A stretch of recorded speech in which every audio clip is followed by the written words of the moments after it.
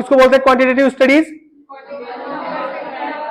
Number, एक word याद है, न्यूमेरिकल फॉर्म में, नंबर में जो डाटा कलेक्ट करते हैं किस फॉर्म में करते हैं हम? न्यूमेरिकल फॉर्म के अंदर हम कलेक्ट करते हैं। ठीक है, तो मैं रिसर्च प्रोसेस की बात करूंगा, ये मैं फेज बाद में बताऊंगा क्यों लिखा है मैंने। ठीक है, ज्यादा इसका सिग्निफिकेंस है नहीं, बट कहीं मैंने क्वेश्चन देख लिया था इसलिए मैंने डाल दिया फेज। स्टेप्स की मैं बात करूंगा, एक एक स्टेप्स को हम डिस्कस करेंगे। पहले आप स्टेप्स देख लें। फर्स्ट स्टेप है that is a formulation of the research problem. ठीक है, कैसे करते हैं क्या है, और रिसर्च प्रॉब्लम का हमारा चैप्टर है, उसका क्राइटेरिया बताऊंगा गुड रिसर्च प्रॉब्लम के क्या है, उससे क्वेश्चन बहुत बहुत आता है। सेकंड स्टेप है डिटरमाइन द रिसर्च ऑब्जेक्टिव। ठीक है, आप लिखते भी जाएंगे। नेक्स्ट है लिखना इन द सेंस मैं जब स्टेटमेंट लिखाऊंगा तो ऑब्जेक्टिव कैसे लिखना है। ठीक है, तब आपको समझ में आएगा ऑब्जेक्टिव क्या चीज है। रिव्यू ऑफ लिटरेचर, एक एक को एक्सप्लेन करूंगा मैं। फॉर्मुलेशन ऑफ, वही आ रहा है क्या? Developing the conceptual framework, formulation of the hypothesis या assumptions, selecting the research approach और रिसर्च डिजाइन। ठीक है, इसको मैं जब डिटेल में बात करूंगा अप्रोच और डिजाइन क्या चीज है।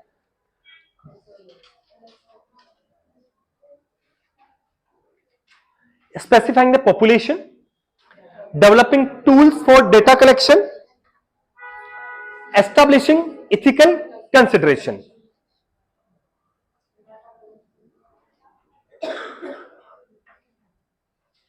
कंडक्टिंग द पायलट स्टडी, अभी वर्ड आए तो आपको थोड़ा आइडिया होने होगा कि क्या चीज चल रही है ना। Sample selection, data collection,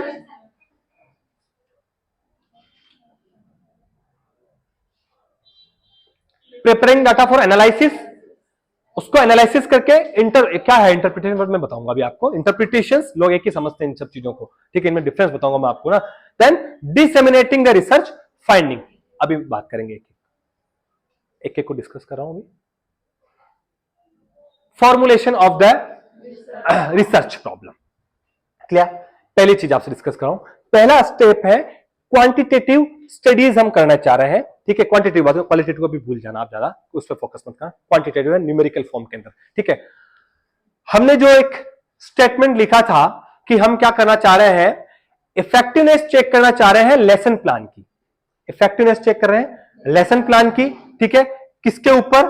knowledge assess कर रहे थे ना, नॉलेज रिगार्डिंग द नॉलेज है ना, ऑन द ब्रोंकाइटिस। ब्रोंकाइटिस पे अपन करना चाह रहे थे, अमंग किसके अंदर करना चाह रहे थे? बीएससी नर्सिंग थर्ड ईयर के स्टूडेंट्स। कहां पर करना चाह रहे थे? एक कौन सा college? Saraswati college of nursing, Udaipur, Rajasthan. ये हमारा प्रॉब्लम स्टेटमेंट था। तो सबसे पहले हमने क्या बना दिया भैया, पहला स्टेप क्या है generally, that is a formulation of the research problem. आपको क्या बनाना है कि रिसर्च प्रॉब्लम बनाना है, टाइटल जो है आपका रिसर्च स्टडी का। क्लियर? कहीं कहीं मैंने क्वेश्चंस देखा है रिसर्च प्रोसेस के अंदर, आप याद रखें, ठीक है, कि उसमें ऑप्शंस में थे कि what is the first step of quantitative research process. Clear? तो इसके अकॉर्डिंग तो आपको क्या मिल रहा है, पहली स्टेप कौन सी मिल रही है? Formulation of the research problem या identify and formulation of the research problem. ठीक है, उसमें ऑप्शन में ये नहीं था। उसके बाद सेकंड था रिव्यू ऑफ लिटरेचर सीधा। क्लियर? और बाकी डाटा कलेक्शन, डाटा एनालिसिस और सैंपल कलेक्शन। क्लियर? तो आपको याद रहे कि अब उसके अंदर ये ऑप्शन में नहीं है, तो उसके अंदर जो आपका फर्स्ट जो ऑप्शन आ रहा है that is review of literature, तो आपका करेक्ट आंसर क्या होगा भैया? Review of literature. याद रहे, ये क्वेश्चन आया हुआ है इसलिए मैंने आपको बता दिया है।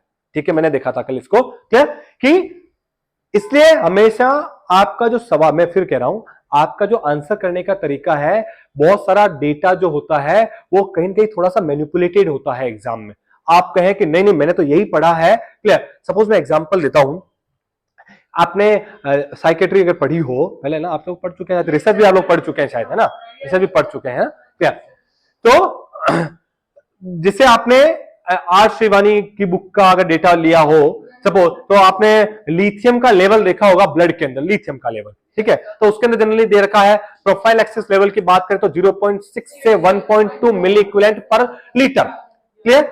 और जो थेराप्यूटिक जो लेवल दे रखा है दैट इज 0.8 से लगा करके 1.2 मिली इक्विवेलेंट। अगर आपने पढ़ा हो तो याद होगा थोड़ा सा, 0.8 से 1.2 इक्विवेलेंट मिली इक्विवेलेंट पर लीटर। और टॉक्सिक लेवल दे रखा है ग्रेटर देन 2 मिली इक्विवेलेंट पर लीटर दिया हुआ। लेकिन मैंने अभी तक जितने भी एग्जाम में देखा है ऑप्शंस के अंदर ये आता ही नहीं है। जनरली थेरापेटिक लेवल आया 0.7 से 1.3 मिलीक्वेंट पर लीटर, ठीक है, तो वही आपका आंसर है। है ना, वो आप, ये आपकी लॉजिकल रीजनिंग है।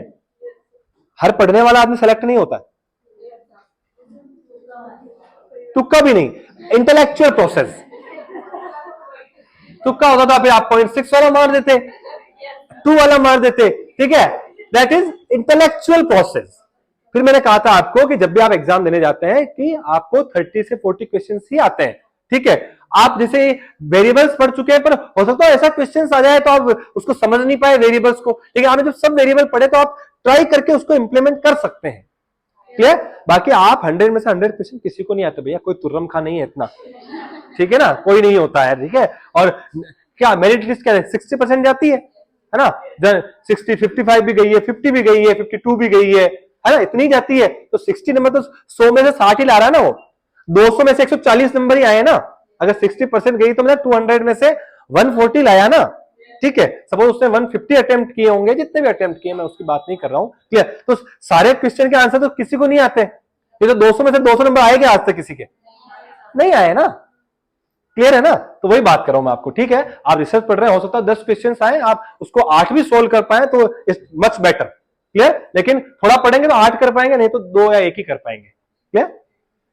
चलो एक एक मैं इसकी बात कर रहा हूं, रिसर्च प्रॉब्लम की। It is the first step of the quantitative research process. Research process की फर्स्ट स्टेप क्या भैया, आपको प्रॉब्लम को क्या करना है, आइडेंटिफाई करना है, क्लियर। और इसके बहुत सारे क्राइटेरियाज होते हैं, क्लियर, कि आपको जनरली रिसर्च के अंदर क्या क्या जो प्रॉब्लम जो आप लिखते हैं उसके अंदर क्या क्या इंक्लूड करना चाहिए और क्या क्या इंक्लूड नहीं करना चाहिए।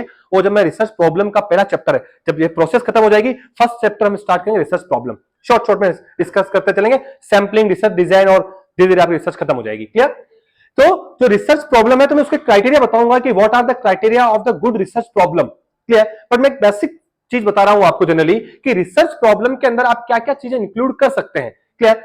आप जो रिसर्च प्रॉब्लम आप जो लिखते हैं, प्रॉब्लम स्टेटमेंट जो आइडेंटिफाई करते हैं, उसके अंदर जनरली आपके वेरिएबल्स को आप इंक्लूड करते हैं। जैसे आपका नॉलेज एक वेरिएबल्स हो गया, नॉलेज आप असेस कर रहे हैं, डिपेंड कर रहा है किस पे डिपेंड कर रहा है, लेसन प्लान पे, क्लियर। तो इसमें से डिपेंडेंट वेरिएबल